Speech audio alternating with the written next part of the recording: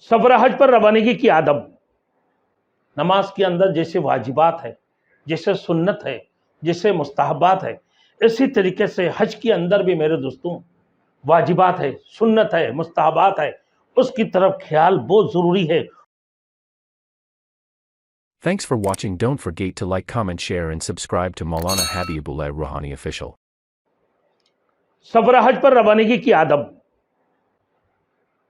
वो क्या आदब है मेरे दोस्तों? सफर हज पर रवानगी की आदब यह है कि सफर हज पर रवानी से पहले आदमी को चाहिए अपने अजीज व अकारिब, अहबाब, दोस्त व अहबाब, अपने पड़ोसी ना सबसे मिलजुल कर माफ़ी तलाफ़ी कर ले, उनसे मुसाफा कर लें ना, और दुआ की दरख्वास्त करें सबसे, किसी का कोई हक हो तो उसको अदा कर दें, मामला साफ सुथरा करके, किसी ने अगर अमानत रखी उसको वापस लौटा दे, या उसका कोई इंतज़ाम करे, किसी बात की वसीयत करना, किसी चीज़ की बात अगर उसकी जहन के अंदर है तो वो वसीयत करके निकले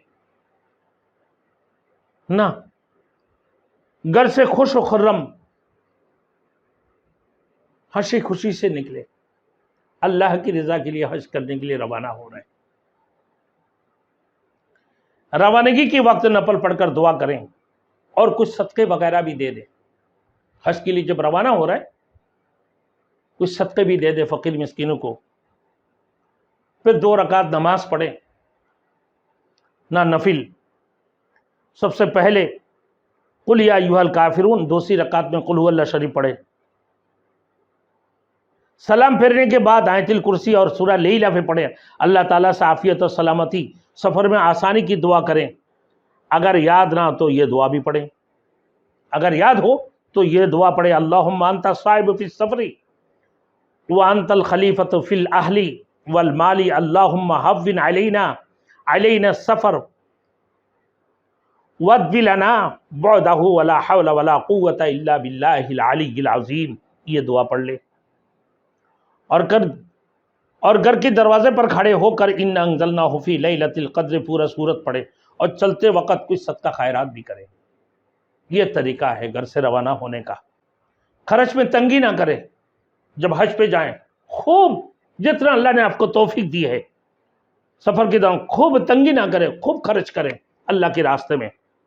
हज में खर्च करना गोया कि जिहाद में खर्च करना है। हज जिहाद अकबर है, हज जिहाद अकबर है।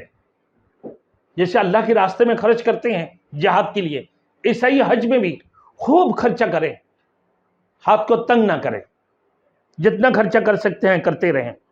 हर शख्स की तमन्ना और आरजू होती है कि मेरा हज अल्लाह के यहाँ मकबूल हो और मुझे हज मबरूर नसीब हो, मगर इस तमन्ना और आरजू की बावजूद अक्सर लोग हज की तैयारी से गाफिल और बेफिक्र होती हैं।